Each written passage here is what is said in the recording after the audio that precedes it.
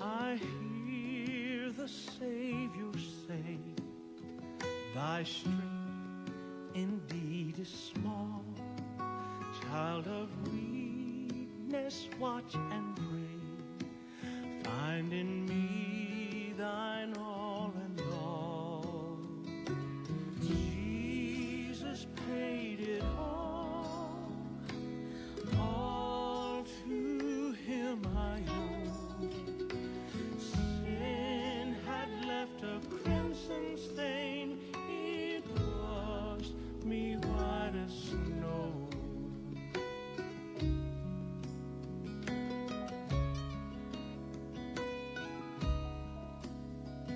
When from my dying bed my ransomed soul shall rise, Jesus died my soul to save, shall rend the vaulted sky.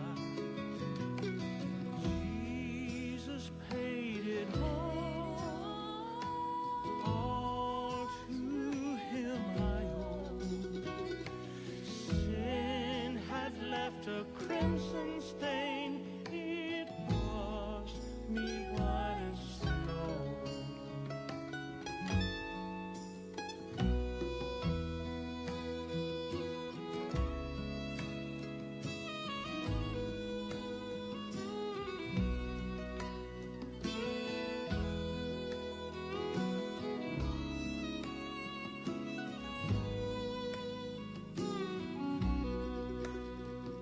And when before the throne I stand in him complete, I'll lay my trophies down, all down at Jesus' feet. Jesus paid it all to him I owe. Sin had left a crimson stain, it washed me white as snow. Jesus paid it all to him I owe.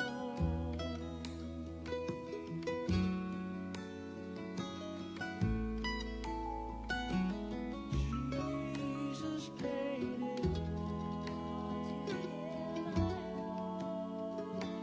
I owe.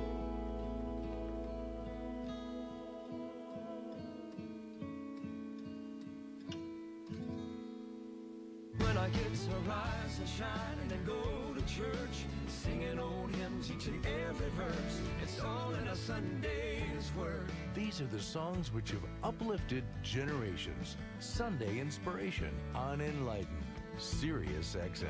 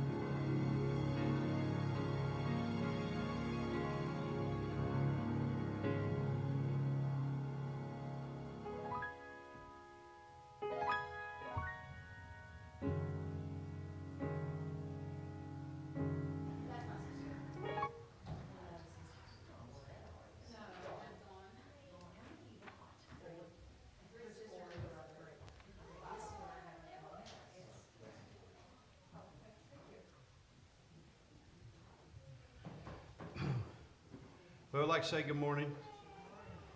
Beautiful morning too, by the way, isn't it? Nice out there today. Last couple mornings have been good ones, haven't they? We'll take all those we can get.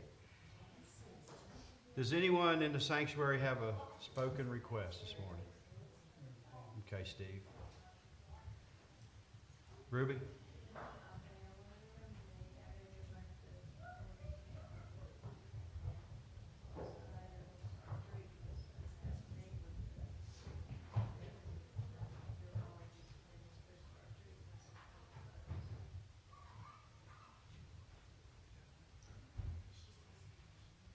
Pray all the dogs and the sorcerers will get saved, and all the soothsayers and necromancers, Okay. and those that have familiar spirits.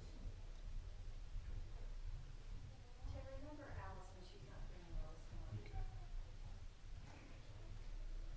You must remember Ronnie, he's had a real hard time this weekend, his breathing. Debbie didn't sound much better. In fact, Ronnie had been to the ER, so Really? Okay. he needs our prayers. I have a couple unspoken needs also.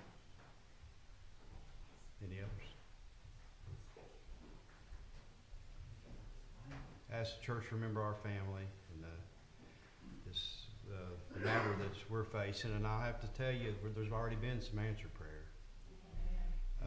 Nicholas is going to be okay. He's up and walking, and he's back to being Nicholas. You know, it was good to see that. Paul has made small, incremental improvements. He still has a series of surgeries to go through, and Daniel has a very, very major, risky procedure tomorrow. And as you all know, and this is a faithful, believing church, and our family is appealing to you this morning. Tim, I had saw on the news a little clip about Nicholas and his classmates. Yeah. So I know that God's gonna intervene for you all like that. Let's just remember our time together, our fellowship here. Be mindful of our time together. It is precious, this fellowship time that we have. And what an awesome privilege we have that we have these concerns, but we can take them right to the Master, can't we, this morning? If our faith is sufficient. With that, I ask you to stand, please. Don't forget Linda Deeds. Linda Deeds, okay. John, if you'd lead us out, please. Dear Lord, we are so thankful. Get on the prayer request, Lord, in the ancient Lord, and all the faith of salvation for all the lost, all the sick, Lord. Lord, we just pray for those who are lost and done, Lord, that get saved, Lord.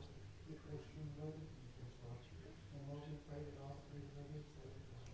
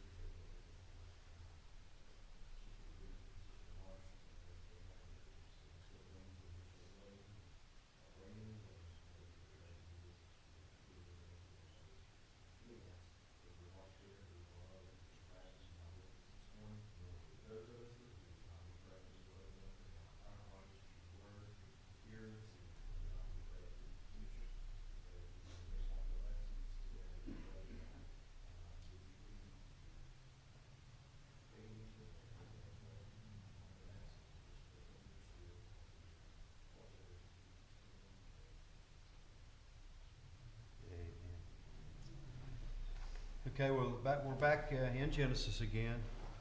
We're in chapter 42 here in lesson 11. A few objectives that we're going to try to bring to light this morning in this study. We're just going to more history about God's people. You know, that's been in every one of these lessons. We've picked up a little bit more history as well as practical lessons that we can apply to our life. But there is more history about God's people. We're also going to see how God takes care of the faithful. You know, Joseph was an incredible example of that. And also, we have to trust Him. His ways are higher than our ways, and we're going to see that today. And also, we're going to find out, your sin will find you out. We're going to see 10 brothers here that have been telling a lie for 20 years, okay? And it catches up with them in today's lesson. So that's something we need to be mindful of, how your sin will find you out eventually. Sweep it under the rug all you want, but we've heard that old saying, what comes around, you know? Well, it happens to Joseph's 10 brothers here in this lesson. But anyway, so Mark brought us last week's lesson, and we found out how favor fell on Joseph. Remember, he had these certain events in his life, all these twists and turns during his young adult life. But he ends up in a rather good position where we start our lesson today. He's sort of a governor, if you will. He's number 2 in command. Only Pharaoh is more powerful than he is. So that was brought to light last week. Also, from chapter 41, verse 53, previously to what we're studying today, remember the famine. He said there'll be 7 years of prosperity and there'll be 7 years of famine. Well, the 7 years of plenty have passed, and now we're starting into that famine stage that Joseph warned us about. So now we got to think about this is a very dramatic event. And remember how Joseph dreamt about this? He did, didn't he? Now it's all going to come into play here. It's starting to unfold. If you think about it, some years back when his brothers threw him in that dungeon and left him for dead, you have to think that he couldn't see all of this at the time, how it was going to play out. But see, Joseph was faithful. Joseph had the Spirit of God in him. We also heard that from a previous lesson. He believed God. He believed he would be okay. And because of his faith, Joseph always was optimistic. He always was positive. Even in the worst situations, he had that positive, a positive thinker, because he believed that God would take care of him. And God did, obviously. And I thought about that. How do we do in that area? You know? Do we lack that? I'd love to have the kind of faith that Joseph stood with, you know, and had all through his life. He certainly did.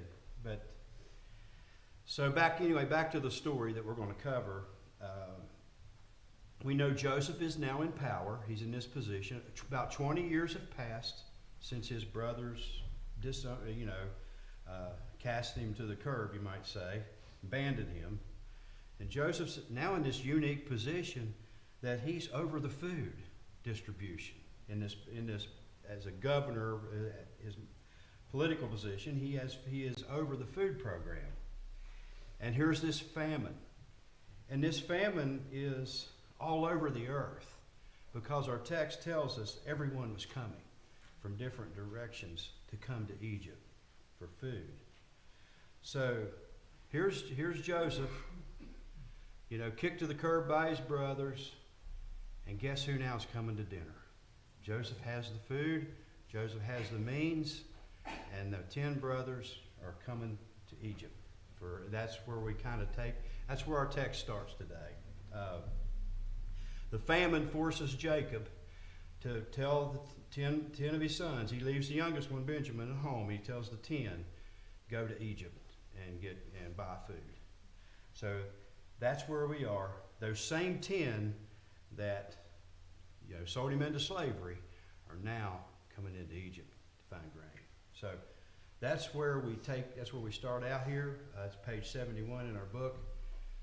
I'll read the first verse, you guys read after me. It says, now when Jacob saw that there was corn in Egypt, Jacob said unto his sons, why do ye look one upon another? And he said, behold, I have heard that there is corn in Egypt. Get me down hither, and I will rest from thence. If they did, they will die. And Joseph's 10 brethren went down to buy corn in Egypt. But Benjamin, Joseph's brother, rejected him with his brethren, which said, lest peradventure mischief befall him. And the sons of Israel came to buy corn among those that came, for the famine was in the land of Canaan. And Joseph was the governor of the land, and he was as old as all people. Joseph's brethren came, now every such for him, And Joseph saw his brethren, and he knew them, but made himself strange unto them, and spake roughly unto them. And he said unto them, whence come ye? And they said, from the land of Canaan to buy food. And Joseph remembered the dreams which he dreamed of them, and said unto them, ye are spies, to see the nakedness of the land ye are come.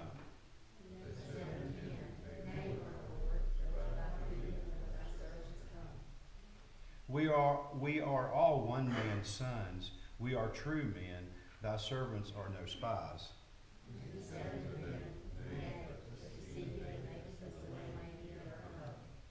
And they said, thy servants are 12 brethren, the sons of one man in the land of Canaan, and behold, the youngest is this day with our father, and the one is not. And Joseph said unto him, that is it, as I have spoken concerning, ye are spies. Hereby ye shall be proved by the life of Pharaoh. You shall not go forth hence, except your youngest brother come thither. Send one of you, and fetch your brother, and you shall be kept in prison, that your words may be proved, whether there be any truth in you, or else by the life of Pharaoh surely you must die. And he put them all together into ward 3 days. Okay. So let's go back up to verse 1. And I think it's something to take away, to notice here. I notice how Jacob, when he's telling the boys, hey, there's corn in Egypt, he says, why do you look at one another? In other words, they might have been a little perplexed when Dad mentioned Egypt. Do you think maybe they're a little reluctant? Guilt. Yeah. Jacob notices a strange expression. You know, he's telling the boys, hey, I found there's grain in Egypt. We need to go there. And they're like, they have that guilt is taken over, that perplexed look. And I think they knew it was likely that Joseph was sold into slavery into Egypt. They knew that much, you know, and that's what they were thinking.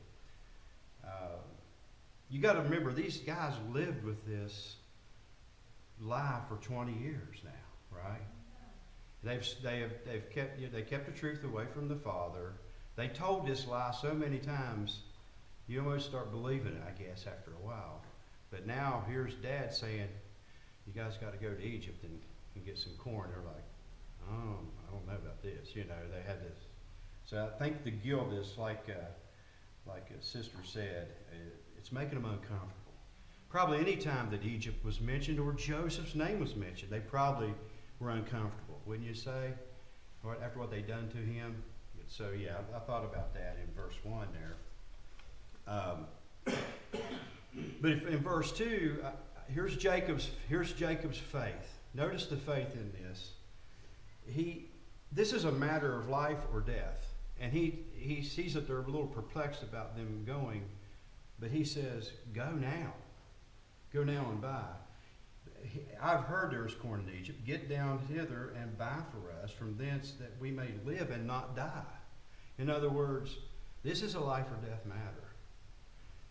And what I like about what Jacob shows us here, he did not know for sure, but he heard and he believed. Did you catch that? He says, I've heard. Isn't that what it's that simple, isn't it? To hear and believe. But don't we have trouble putting that faith into action? We want to, I don't know. Shouldn't we take it from Jacob and just hear, believe, but then the next thing is to act, right? Put that faith into action. That's what he does here. He says, go. This is life or death matter. There is grain in Egypt. Go buy some. It wasn't really up for discussion.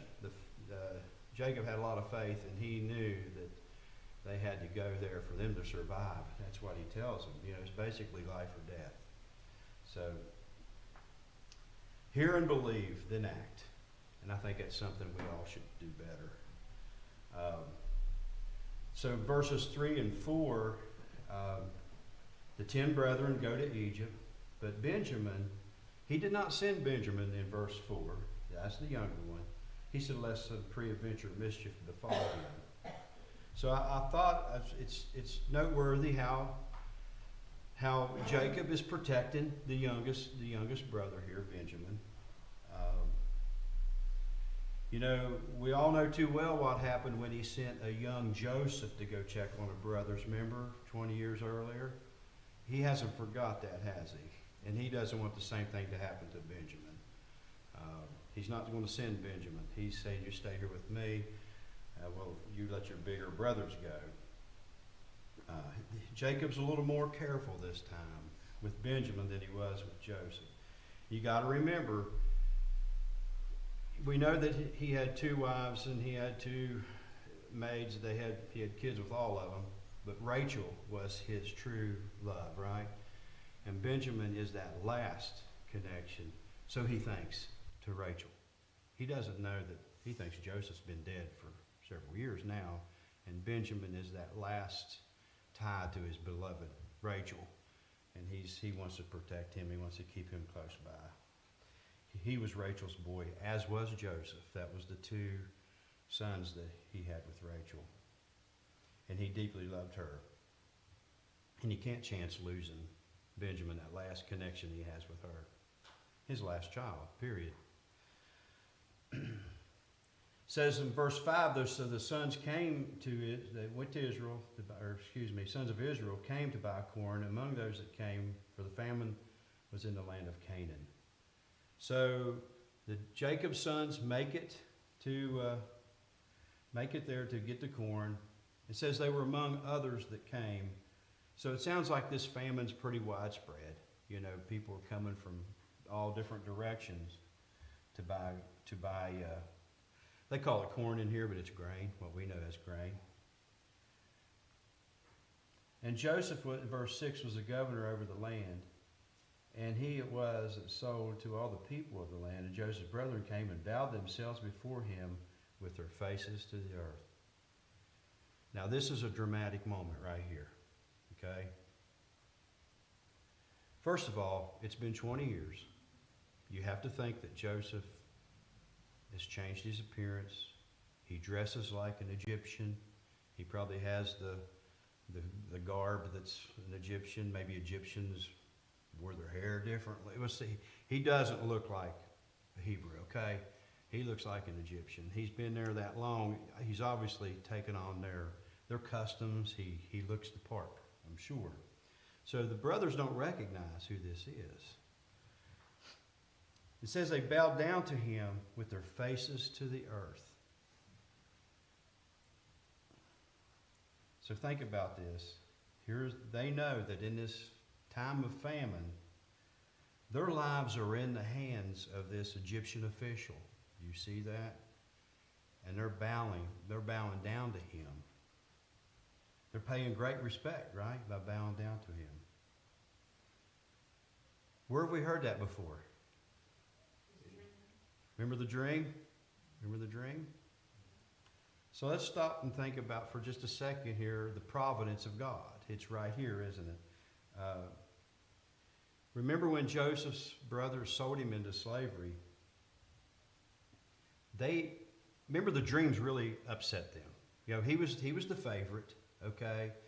The coat of many colors, remember that? But when he started talking about the dreams, they got into a rage, you could say. They were mad. So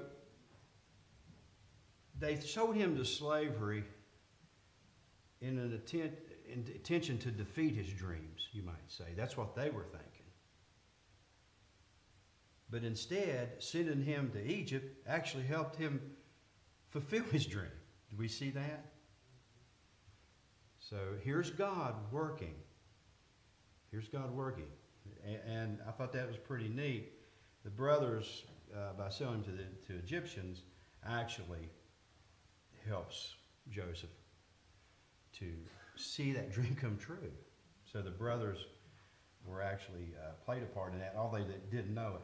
So when we think about that, is it safe to say that God can take the evil actions of men and make it and make it to where it's His way will be seen, His goal will be accomplished, His outcome is going to happen? Absolutely. What they did to Joseph was evil, right? But see how God used that. It's interesting. God's goodness and wisdom is greater than evil, right? So when you think about verse 6, we talked about the dream that he had earlier that upset the brothers. Here it is literally being fulfilled, right? Remember he said that their sheaves would bow to his sheaves. Well, here it's happening. The brothers are bowing down to him. And I also wondered, you got to think, with all this that's going on, Joseph, for days I'm sure people have been coming in from all other areas to buy food there. And you have to believe, I mean, it's not in the text, I don't think it's anywhere in the scripture, but you have to think that Joseph was watching for him, huh? You think maybe he was saying, one day I'll see him, you know. But any thoughts so far? I'm just up here rambling on. Y'all got something to add? The providence of God is at work here. Bringing politics into it, I think even in the last few years, we have seen people that weren't necessarily Christians, but they did a lot of stuff with the Christian base. Yeah. So I think, there was these, and also Joseph's mom and dad even brought in one of those dreams. Yeah, that's right. He did. You're right. So verses 7 and 8, Joseph recognizes them, but they don't recognize him. Joseph saw his brethren and he knew them, but made himself strange to them, it tells us. He actually even spoke roughly, trying to disguise maybe his voice or to put on a different facade that he was an Egyptian official and not the brother. So, I thought about that. Hey, Tim, I just want to mention it's kind of funny that you think about them brothers who had sold him to slavery. They probably didn't come there thinking, he was going to be in a high prestige position. Yeah. You would think he would be a servant to someone, Yeah. I'm sure that would probably have a lot to do why Oh. they would never even think that it would be Good point. Good point. What are the chances, right? I mean, that's not no way our brother could, end up in even this. if you look like him, it looks like a brother. Yeah. You wouldn't think it would. True. Would be in that position. So when Joseph recognizes them, and he speaks roughly to them, but notice the control here. Notice the patience of Joseph. Verses 7 and 8, he immediately knew who these guys were, but he doesn't he doesn't immediately make it known to them, right? He wants to have some dialogue with them. He kind of wants to test them a little bit. And I thought about that. Instead of Joseph immediately declaring who he was to them, he asks some questions. He wants to hear what they have to say about some things. And I don't think this was done in spite or like a revenge thing by Joseph, because in a previous lesson, it's actually back in chapter 41, Pharaoh even said about Joseph, "Can we find such a one as this, a man in whom is the Spirit of God?" So I think Joseph was led by the Spirit, okay, in his actions here.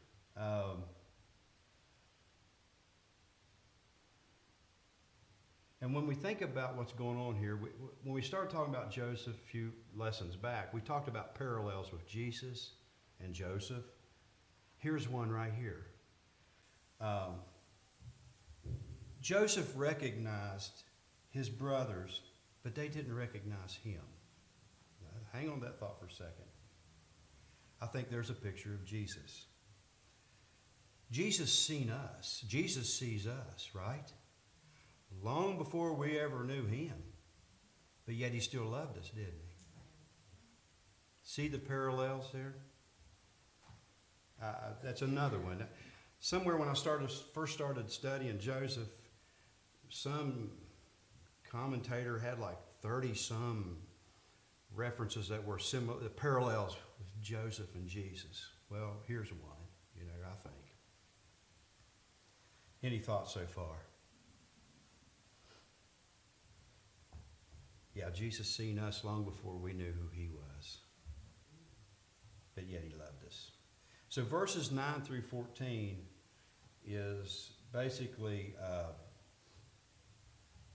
Joseph having this dialogue with the brothers. He's asking them some questions, and he knows better. But the text is telling us that he knows who they are. He's trying to get them to answer some questions, and he recalls the dreams that he had when he was a lad. So in this conversation, he's trying to get some information. He presses them by accusing them of being spies. 3 times he told them they were spies, and they were like, "No, we're not. We're not spies. We're brothers from Canaan looking for food," is what they told him. They mention, I think it's really interesting how, let's look at verse 13. He said, "Thy servants are 12 brethren, the sons of one man in the land of Canaan. And behold, the youngest is this day with her father, and the one is not." Who's the one is not? It's Joseph. One is not is interpreted as one is dead. One of our brothers is dead. This was a lie. They didn't know Joseph was dead. They didn't, obviously, like John, they didn't have a clue they were even talking to him. But here they are lying about the one that they're looking directly at. They said he's dead. The one is not. This was a lie. They had repeated this lie so many times, obviously, they came to believe it, I guess. And here they are repeating it again. Oh, our younger brother, he's no longer with us. He is not. He is dead. So when I think about that, again, I see another similarity to our Savior. Let me explain. The one that can give them life and the one that can give them hope, they claim is dead. You just catch that? Another parallel you could say.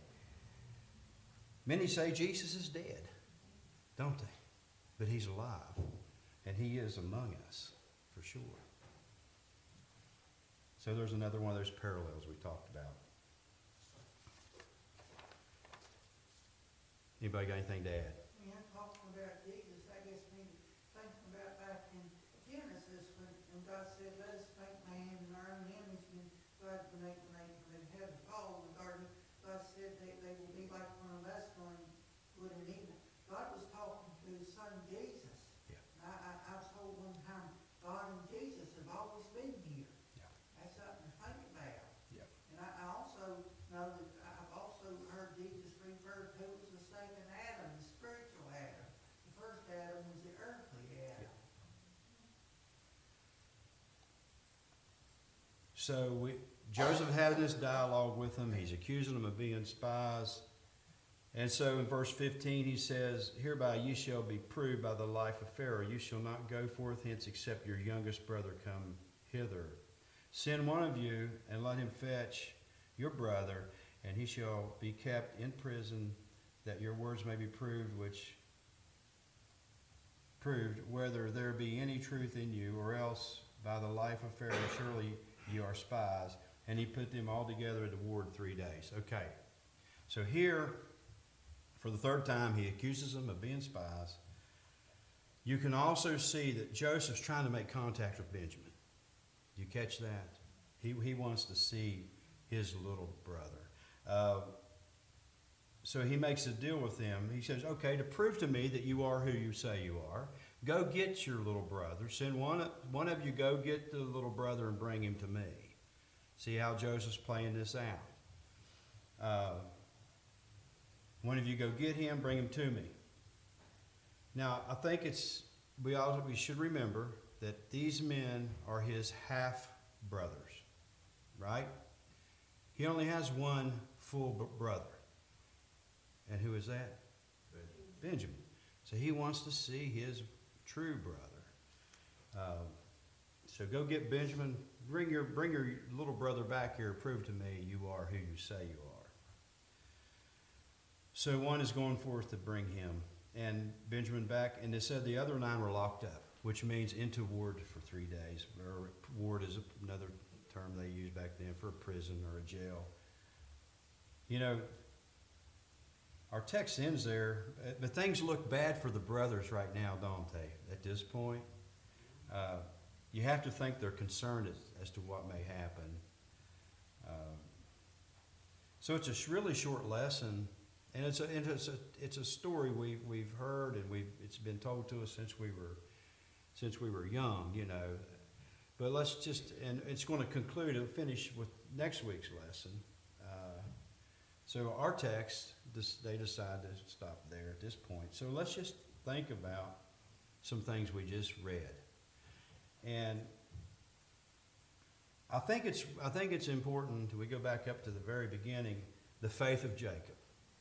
He heard, he believed, and he sent the boys. You know, he acted upon that faith, that there was relief in Egypt, so he sent them. He sent them after it. We need to put faith into practice, don't we? We do, more often. Don't it make our faith stronger when we exercise? It's like a muscle, isn't it? You know, the more you work it, the stronger it gets. Also, we saw those parallels. We've mentioned a couple of them with the life and the events that happened with Joseph, how you do see Christ. You do see some examples that are like Christ in Joseph's life. Also, we've seen this. This is evident, and you know, when we turn on the news and we get distraught over everything we see, think about this lesson this morning. God uses the evil actions of men for His good, don't He? We have to rest on that and know that is a fact. Here we see it. We saw it in this lesson. Also, I think it's important, going back to the history, there's a lot of history of God's people in this series of lessons from when we look at from Abraham up to where we are now. Sending a famine and all the Hebrews going into Egypt is key to the history of God's people. This is the beginning of that making a great nation, because right after this, they will go under the Egyptian captivity.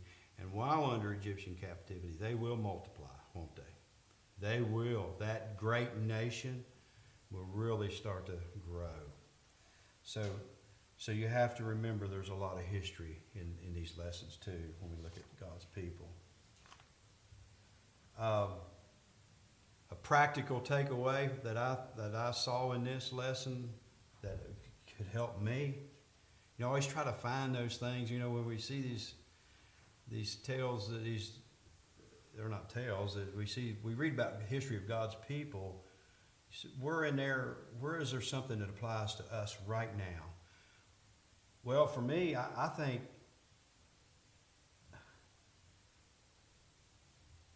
this patience and this self-control that Joseph has, this restraint that he has, can we all do better there? I mean, it's been 20 years. And here, right in front of him, he's in power. He is in power. He could have had them all executed, right? But he's patient. First of all, he's a godly man. That he has a godly heart. But as hard as it might have been for him he didn't reveal immediately who he was. He wanted to have that. He wanted to have that conversation. He wanted to test them. And when I thought about that, should we rely more on wisdom and less on emotion? Right? That's for me. That's something I learned from this lesson that I never really thought about. It never was revealed to me until I studied it this time. And I need that. I need that. And we all probably could look in the mirror and say we could do a little better there, right? We let our emotions take over and Wonder what they would say, deep in their hearts, the brothers. Once that he was revealed to them, and knowing what you just said, he could have done anything Oh, he yeah. wanted with them. Yeah. Just really what picture in their heart did they? Oh, That man. wasn't an example of God and his love, infinite love. Yeah. Because I'm sure Joseph, even at that time, maybe had a little bit of toying experience, Yeah. wanting to just, Yeah. but the restraint he did hold back for the love of God is Yeah. awesome, and surely they had to learn some of those things at that moment in Yeah. time. For sure. You know, words fitly spoken are like apples of gold and pictures of silver. Amen. Yeah, that's when we think about the life of Joseph, and then the Joseph lessons are not over, and Mark will bring the conclusion of this family reunion next week. But Joseph had faith, and Joseph loved God. I think we ought to take comfort in knowing that even in this adverse conditions, God is in control. Amen. You know, that's what we need to be mindful of that. And and along those lines, it's in the New Testament. Paul, Romans 8:28, we all know this, and it needs to be referenced today. It's related. And we know that all things work together for good to them that love God, to them who are called according to his purpose. That's us. Anything else? Nobody nodded off. I think everyone stayed awake this morning. I appreciate that.